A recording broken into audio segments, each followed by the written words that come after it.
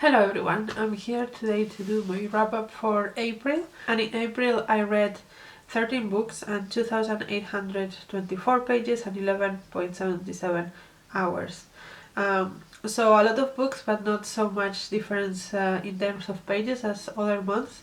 That's because I have read quite a few small books and also some audiobooks. So let's go into the books themselves. The first one I read in audio and was 8 Lives of a Century-Old Trickster by Mirinae, which has been long-listed for the Women's Prize for Fiction, and that's kind of how I came to know about it.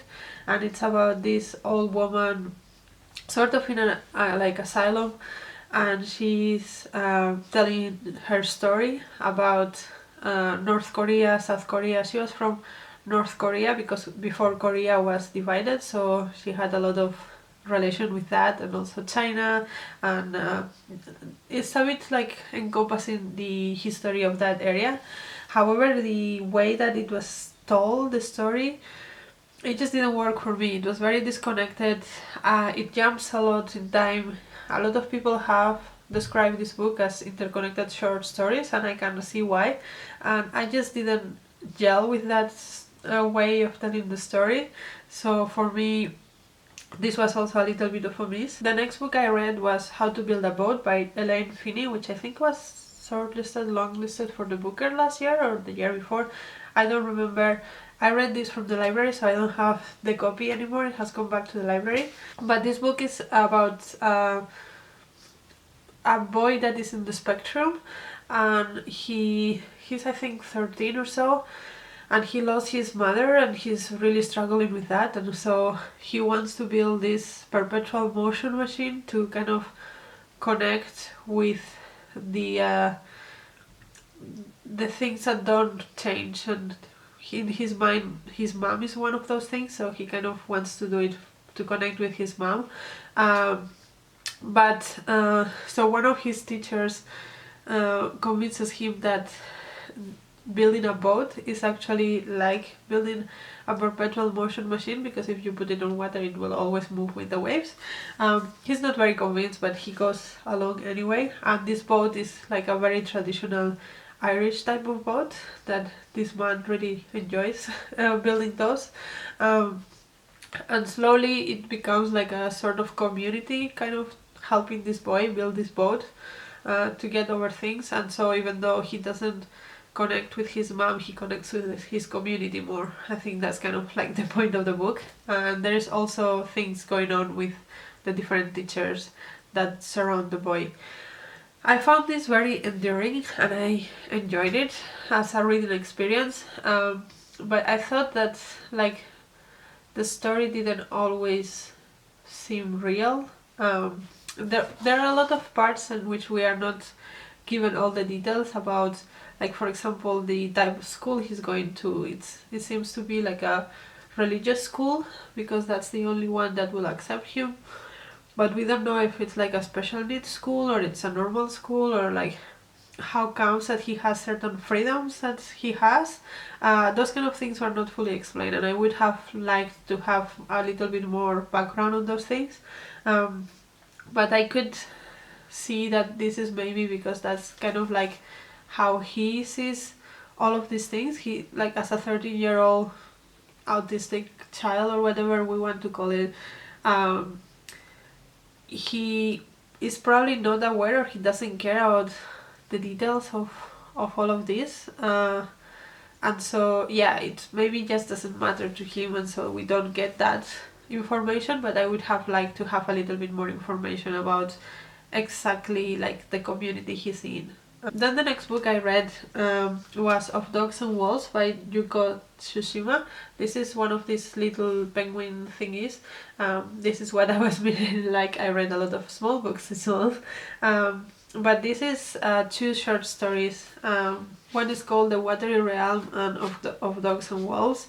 And to be honest, I don't have a big recollection of this. I know that I like her writing. I think Yūko Tsushima, I have read one book from her before, and I enjoy her writing and the atmosphere and the quirkiness of the little things that happen.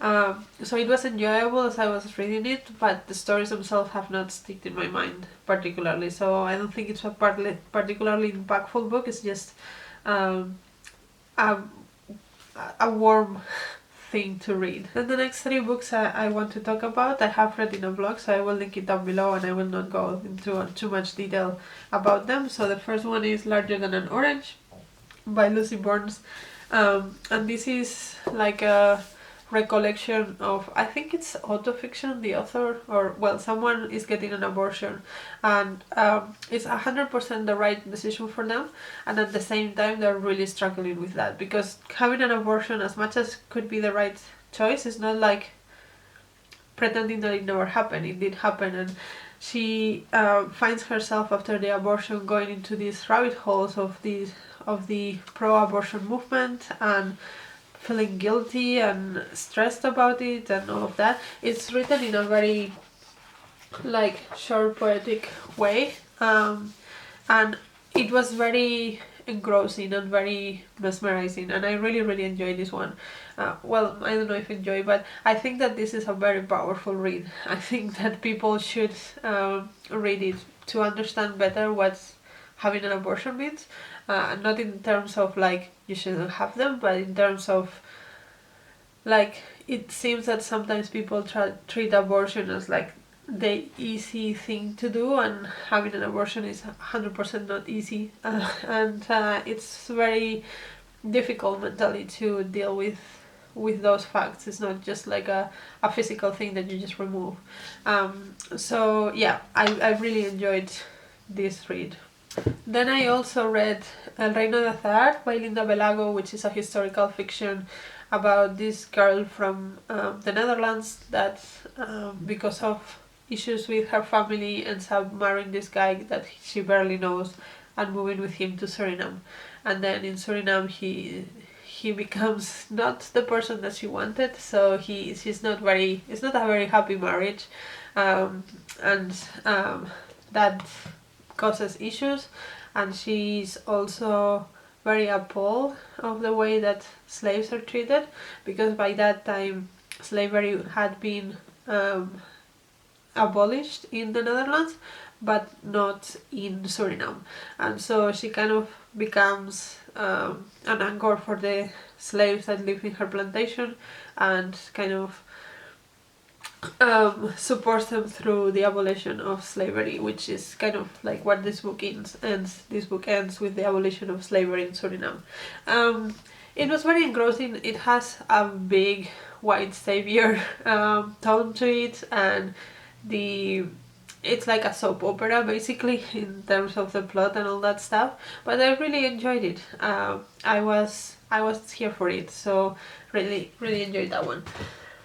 And then the third book that I started for that vlog was Welcome to Lagos by Chibundu Onuzo, and I DNF'd this. I only got like 20-30 pages in, and I was like, I'm not enjoying this, I don't know where this is going, I'm not really here for it. It was supposed to be funny, but the funny parts that were in that abstract that I read were just not funny to me, so I thought, I don't want to struggle this, I would rather read many other things in my list, so I put this down and I DNF'd it. And then after that I picked up Intervals by Marianne Brooker, which is in the long list for the Women's Prize for Non-Fiction, and this is like a memoir about the author's mother having Alzheimer's, and like, or it wasn't Alzheimer's, it was a degenerative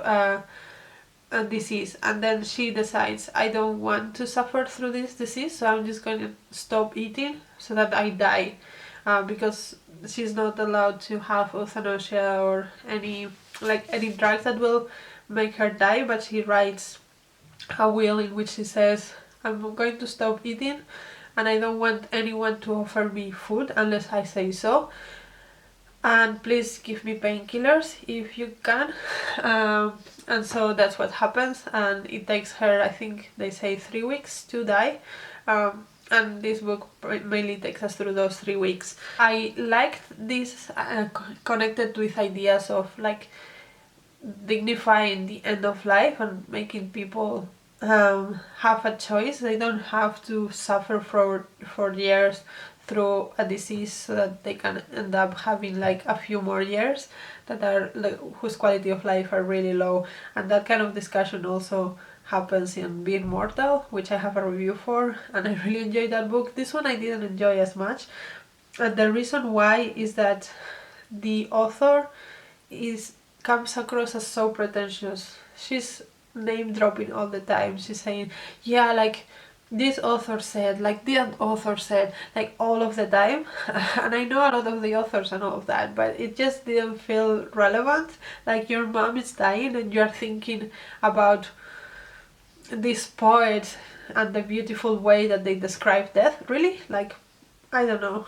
To me, that sounded very pretentious. And also, like, she was trying to make things more meaningful than they were, in my opinion. Like, I don't know. It just made it feel like she was trying to aggrandize it and romanticize the death of her mother, but it was just not working. So yeah, that one was a bit of a miss for me. The next one I read was an audiobook, and that was Men Don't Cry by Faïza Guène, which was about a boy in France that is from an Algerian family, and so he has very different experience from high school and so on than the rest of his peers have. And also there is a lot of family drama because he has 2 sisters. The older sister leaves the family because their parents wanted to marry her off and she didn't want to, so she runs away and tries to find her own life and her sort of feminist ideas, but ends up being involved in right-wing politics. And then the younger sister does exactly what their parents expect. Like, she gets married, she has children, she also, like, she believes in all the things that her parents believe, and so she upholds all those values as well. And so they have a very difficult relationship with all of the siblings, and we see them from like when they are teenagers and then they grow up. The main character moves to Paris to become a teacher, like a high school teacher, and he has to deal with all of these kids in high school that some of them are not really wanting to be there, and so we see him dealing with that stuff and how he manages that, but also at some point their dad goes sick, and so he has to contact the sister that was estranged and see if she wants to visit the parents or what she decides to do, and his feelings about his sister and what she did. So it's a lot about the dynamics of immigrants in France in particular, and the things that people that are descendants of those immigrants have to deal with, of not belonging anywhere and having to choose in a way a culture to adhere to instead of just naturally blending in all of them. I enjoyed those topics. I don't know like how memorable this is going to be in the long run, but I think what it was trying to do, it was quite well done. The one thing I will mention is that I'm not sure how good the translation was. There was a point in which, for example, Thanksgiving holidays were mentioned, and I was very confused because to me Thanksgiving is a American holiday, and I don't know if the translator translated it as Thanksgiving so that it was more palatable or understandable to Americans reading this book about maybe a holiday that doesn't exist there but exists in France, or I don't think France has a Thanksgiving holiday, so I was very confused by that. I was very doubtful of those little details in the translation, and if they were just trying to be translated in a way that was more palatable to American audiences rather than a more truthful translation. But yeah, other than that, I think the book itself was good. And the next book I finished was Not a River by Selva Almada, which again it's in the International Booker long list and I think short list as well.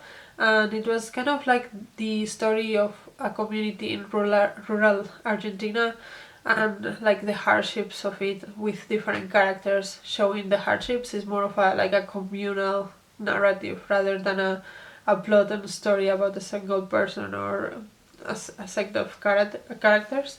And it's supposed to be special because of the way that it captures the language of this area of Argentina, but I'm not sure that as a foreigner reading that in a translation you can really catch on that. And so to me just read like a very standard story about a village and the hard life of a village. And then the next book I read was Can't and Won't by Lydia Davis, which I also read in physical form from the library, but I don't have the copy anymore because it went back to the library. And this is kind of like, I would say like a non-fiction, short story fiction kind of thing. And the author talks about her experiences about being a woman and her job and the kind of things that she encounters as a woman on that. Yeah, some of the anecdotes were more funny and more interesting than others, and I didn't dislike it, but I also didn't think it was that special. Like, I'm glad that I read it. Lydia Davis is a very well regarded author, but it didn't do anything particularly amazing for me. Then the next one I read was What I'd Rather Not Think About by Jente Posthuma, which is also in the short list of the International Booker, as far as I remember, at least the long list. This is actually a Dutch book, and it's about this woman that has a twin, and the twin, we know from quite early on that the twin eventually commits suicide, and so she talks about kind of like the things that happened before that kind of pointed out the fact that he was gonna do that. It's written in a funny way, and that's kind of funny tone that I enjoy. Them funny books are always like a hit or miss. Like if you don't get along with the humor, then you're not gonna like the book, and if you do, then you will. And this one I got along with the humor. It was quite sarcastic and quite dark, which is my kind of humor, so I got along with this book. It's also written in very small sections, paragraphs, like 1 page each, of like little anecdotes and stories that build into this big moment in which her brother kills himself, and it deals a lot with like what kind of thoughts people have when they have that decision. She also has a very out of the ordinary life and out of the ordinary relationship, and he also does. He's gay, but that doesn't really play a big role in like why he took the decisions that he took. But yeah, they have kind of unordinary lives, and yeah, I enjoyed it. The next 2 books I'm going to talk about, I also read for a blog that is going to come up soon. The first one was Minor Detail by Adania Shibli. This is a reread for me. I have a review for it. I reread it because it was the pick for our book club this month, and it's basically a short book about Palestine and the issues that have been happening for a long time. So it's divided in 2 sections. The first section follows this girl that is kind of captured in the like 40s, 49, in the desert, and she's catched by some soldiers, and she's like basically made the prostitute of the camp, and she's finally killed. And then the second part kind of follows this woman obsessed with this first girl, and like yeah, she wants to find more about her, and so she goes into this this search for information, and that part is in the modern day, so it shows more like how everyday Palestinian life is at the moment. Well, not at the moment, but like a couple of years ago when the tensions were a little bit not so high. And yeah, I think this is super powerful, the way that it's written and the way that it's done and the way that the two parts connect. It's very well done, and I really enjoy this. This should have won the International Booker the year that it was running for it. It didn't make the shortlist, but it should have. I think it's very, very well done. And then the other book that I read for that vlog was Enter Ghost by Isabella Hammad, which is part of the Women's Prize for Fiction this year, and it's also a Palestinian book. So this book follows this woman that is an actress, and she's British, but her family is Palestinian. So when the book starts, she's going back to Palestine to visit her sister who lives there, and she lives in Haifa, which is kind of like Israeli territory but Palestinian. So there's a lot of Palestinians there, and a friend of her sister is making a play of Hamlet in the West Bank, and she kind of gets pulled into being part of this play, and we have a lot about the rehearsals and the way they act and all of that, but also mostly this book is about the political tensions, and it shows the everyday subtle hassles of being a Palestinian in Palestine and Israel, and it also it's not exactly experimental. The writing is quite straightforward, it's flowing very well, but it's also not plain, I would say, and it has some sections in which it's written like a play, to like play with the idea of them making a play, and then the play part of it. It's not the play of Hamlet, but it's like the characters of the book written as a play. I really enjoyed it. I think it's really well done. It's very engaging, so I really enjoyed it. And then the last book that I read this month was Satantango by László Krasznahorkai, which I also got from the library, and I don't have the copy anymore. And this is again about like a small town, and there's this girl that dies, and it's kind of like half of the book is like the events coming up to that, and then the other half is kind of how everything goes after she dies.